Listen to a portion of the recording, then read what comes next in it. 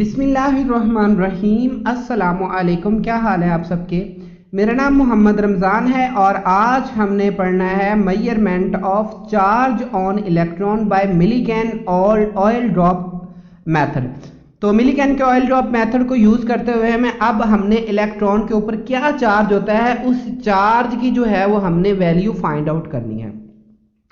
तो लेक्चर से पहले मेरी आप सबसे रिक्वेस्ट है कि अगर आपने अभी तक मेरा चैनल सब्सक्राइब नहीं किया तो प्लीज सब्सक्राइब माय चैनल। तो इन 1909 में Millikan determine the charge on electron by simple arrangement. The apparatus consisted of a metallic chamber. एक मेटल का जो है वो चैम्बर लिया, बॉक्स लिया। It has two parts. इसके जो है वो दो पार्ट्स हैं। The chamber is filled with air or the pressure of which can be adjusted by vacuum pump। उसने क्या किया कि जो चैम्बर था, जो बॉक्स था, उसमें हवा भर दी और उसका प्रेशर अपनी स्टडी के मुताबिक जिस प्रेशर पर वो स्टडी करना चाहता था वो एडजस्ट कर लिया। तो देयर आर टू इलेक्ट्रोड ए और ए प्राइम, दो इलेक्ट्रोड है, ठीक है, जिसको जो है वो ए और ए प्राइम से नाम दिया गया। तो these electrode are used to generate an electric field in the space between electrode. तो इलेक्ट्रोड के दरमियान फासला होता है और ये जो है वो इलेक्ट्रिक फील्ड जनरेट करने के लिए इस्तेमाल होता है, ठीक है। तो the upper electrode has a hole in it. अब ये अरेंजमेंट आप देख लें, ये एक सिंपल अरेंजमेंट है, ठीक है। तो ये दो इलेक्ट्रोड है, ये चैम्बर है सारा, ठीक है, ये चैम्बर है, बॉक्स है, इसमें दो इलेक्ट्रोड लगे, एक ये ऊपर वाला इलेक्ट्रोड, एक नीचे वाला। ऊपर वाले इलेक्ट्रोड को जो है वो पॉजिटिव टर्मिनल ऑफ बैटरी से जोड़ दिया गया और नेगेटिव, नीचे वाले को जो है वो नेगेटिव टर्मिनल ऑफ बैटरी से जोड़ दिया गया। ये ब्रास प्लेट हो सकती हैं, किसी भी मेटल की प्लेट्स हो सकती हैं। एक साइड पे इसको हम कहते हैं ऑटोमाइजर, ठीक है, इसमें ड्रॉप्स जो है वो फेंकने होते हैं, ये ऑटोमाइजर है। और ये एक छोटा सा पिन होल है कि इसमें एक वक्त में सिर्फ और सिर्फ एक ड्रॉप ही जो है वो नीचे से नीचे जो है वो गिर सकता है। ये टेलीस्कोप हो सकता है या यहाँ पे हम जो है वो माइक्रोस्कोप भी यूज कर सकते हैं, ठीक है। तो ये चार्ज ऑयल ड्रॉप्ड होते हैं, ये जो नीचे की जानिब इस प्लेट पे जो है वो गिर रहे होते हैं। तो ये एक सिंपल सी जो है वो अरेंजमेंट है।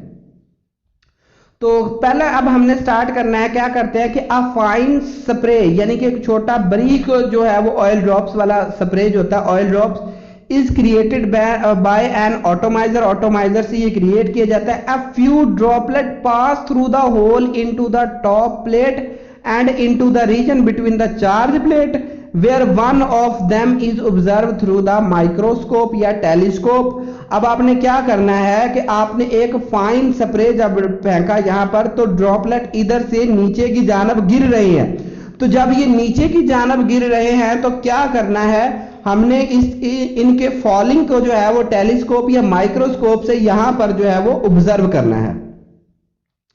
तो this droplet when illuminated perpendicularly to the direction of view appears in the microscope as bright speck against the dark background। क्योंकि ये बाकी सारा जो है वो इधर अंधेरा है, सिर्फ ये ऑयल ड्रॉप थोड़ा सा हमें जो है ना, क्योंकि ये ऑयल ड्रॉप के ऑयल्स जो होते हैं ना, मतलब इनकी एक नॉन पोलर नेचर होती है, ड्रॉप्स की शक्ल में जब ये नीचे गिरता है तो यहाँ पे जब हम माइक्रोस्कोप से इसकी स्टडी कर रहे होते हैं तो ये हमें एक ब्राइट स्पेक दिखता है, एक ब्राइट पॉइंट दिखता है, जो कि बाकी सारा इधर जो है वो ब्लैक होता है। तो सिर्फ ऑयल ड्रॉप जो है वो हमें, ऑयल ड्रॉप जो है वो जस्ट हमें दिखता होता है।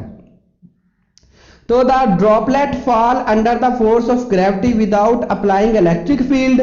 The velocity of the droplet is determined. The velocity of the droplet is v1 depend upon its weight and mg, ठीक है। अब देखिए ऑयल ड्रॉप जो है वो यहां से नीचे गिर रहे हैं, तो जब ये नीचे गिर रहे हैं तो इसी सूरत में कोई चीज ऊपर से नीचे गिरती है, उसकी वजह होती है ग्रेविटी। उसकी वजह क्या होती है? ग्रेविटी। अब ग्रेविटी की वजह से ये नीचे गिर रहे हैं और जिस फोर्स से ये नीचे गिर रहे हैं, जिस पावर से ये नीचे गिर रहे हैं, वो जो डिपेंड करती होती है ग्रेविटी की पावर, वो वेलोसिटी जो इनकी डिपेंड करती होती है, जिस वेलोसिटी से ये नीचे गिर रहे हैं वो है v1 directly proportional to mg। m क्या है? मास ऑफ ड्रॉपलेट, और जो g क्या है? एक्सेलरेशन ऑफ ग्रेविटी होता है। तो after that the air between electrode is ionised by X-rays. इसके बाद जो ये एयर होती है सेंटर में, ये जितनी मतलब एयर, क्योंकि हमने इधर एयर भी तो भरी है ना डिजायर प्रेशर पे, तो यहां से आपने एक्स रेज फॉल करने हैं। जो हवा होगी ना इसके अंदर, ड्रॉपलेट इस वक्त रोक देने हैं, तो जब ये हवा होगी इस वक्त वो आयोनाइज कर देगी। आयोनाइज होने के बाद क्या होगा, उस जो एयर होती है उस एयर में से इलेक्ट्रॉन हमने निकाल देने हैं एक्सरेज की मदद से। तो the droplet under observation takes up an electron and get charge. फिर क्या करते हैं कि जब ऊपर से ये ऑटोमाइजर दोबारा स्प्रे करता है तो ये हम ये कंसीडर करते हैं कि जो बल्कि ये कंसीडर नहीं बल्कि रियलिटी होती है कि जो ये ड्रॉपलेट इंतहाई छोटे होते हैं वो इन इलेक्ट्रॉन्स को जो गैस से निकलते हैं उनको पिक कर लेते होते हैं और उनके ऊपर चार्ज हो जाते हैं। Now connect A and A prime to the battery which generate an electric field having strength ई।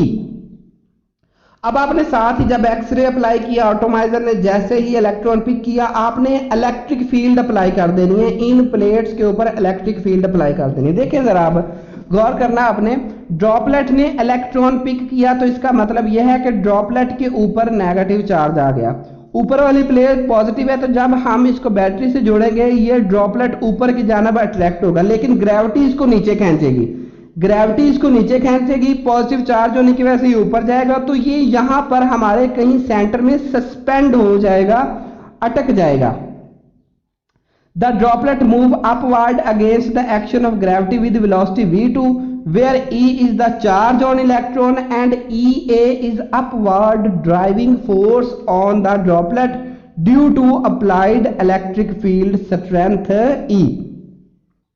तो जो ड्रॉपलेट है ये ऊपर की जानब जाएगा क्योंकि ग्रेविटी ने नीचे खींचना है, ड्रॉपलेट हम ऊपर की जानब लेकर जा रहे हैं। तो इस वक्त जो ड्रॉपलेट है वो ग्रेविटी के अगेंस्ट वर्क कर रहा है। तो ग्रेविटी के अगेंस्ट वर्क करने के लिए क्या हो रहा है कि ऊपर से जो इलेक्ट्रिक फील्ड है ये इसको ऊपर खींच रही है। तो जो ई इस इलेक्ट्रॉन जो इस ऑयल ड्रॉप ने एक्सेप्ट किया उसकी स्ट्रेंथ ई है, ठीक है, और ई ए है जो इसको ऊपर की जानब फोर्स खींच रही है। तो जिस वेलोसिटी से ये ड्रॉपलेट ऊपर की जानब जा रहा है वो v2 है, that is directly proportional to e minus mg। तो ये इस पर डिपेंड करती है। अब हमने क्या करना है कि दोनों इक्वेशन को डिवाइड कर दे, दोनों इक्वेशन को डिवाइड कर दिया तो हमारे पास ये वाली एक थर्ड इक्वेशन आ जाएगी। तो the value of v1 and v2 are recorded with the help of microscope या टेलीस्कोप जो हमने यूज किया है। माइक्रोस्कोप और टेलीस्कोप से हमने वेलोसिटी नोट कर लेनी है। The factor g and d are also known क्योंकि g ग्रेविटी की वैल्यू भी एक खास होती है और ये जो इलेक्ट्रिक फील्ड स्ट्रेंथ आपने अप्लाई खुद की है ये भी जो है वो हमें नाउन होगी। तो mass of the droplet can be determined by varying the electric field in such a way droplet is suspended in the chamber। तो हम क्या करेंगे, जो मास है ड्रॉपलेट का मालूम कर सकते हैं कि जब ये सस्पेंड हो जाएगा, मतलब कि हमने इलेक्ट्रिक फील्ड अप्लाई करनी है ताकि जो नेगेटिवली चार्ज ऑयल ड्रॉप है ये ऊपर की जानब जाए। एडजस्टमेंट इस तरह करनी है कि ना ये ऊपर की जानब जाए ना ये नीचे की जानब जाए, बल्कि ग्रेविटी का असर खत्म हो जाए, कट जाए, ना रहे और जो ड्रॉपलेट इधर बस सस्पेंड हो सके जैसे स्पेस में चीजें घूमती हैं। तो by changing the strength of electric field Millikan found that charge on each droplet was different. The smallest charge which he found was 1.59 multiply by 10 की पावर -19 कॉलम। बहुत सारे जो है वो चार्ज हर ड्रॉपलेट पे डिफरेंट चार्ज था। तो जो उसने स्मॉलेस्ट चार्ज नोट किया वो ये था which is very close to recent value. और जो फ्यूचर अब इस वक्त हाल में प्रेजेंट में जो वैल्यू चार्ज की निकाली गई है वो ये है। तो इतना ज्यादा जो है वो डिफरेंस नहीं है, 59 है, ये 60 है, ठीक है। This smallest charge on any droplet is the charge of 1 electron. तो ये चार्ज है किसी एक इलेक्ट्रॉन पे। The other drops having more than 1 electron on them will have double और ट्रिपल अमाउंट ऑफ चार्ज। अगर एक ड्रॉपलेट, लाजमी नहीं कि हर ड्रॉपलेट एक इलेक्ट्रॉन पिक करे, हो सकता है कुछ ड्रॉपलेट्स ने जो है वो 2 इलेक्ट्रॉन पिक कर लिए होंगे तो उसकी जो चार्ज की वैल्यू होगी इसको 2 से मल्टीप्लाई कर देनी है।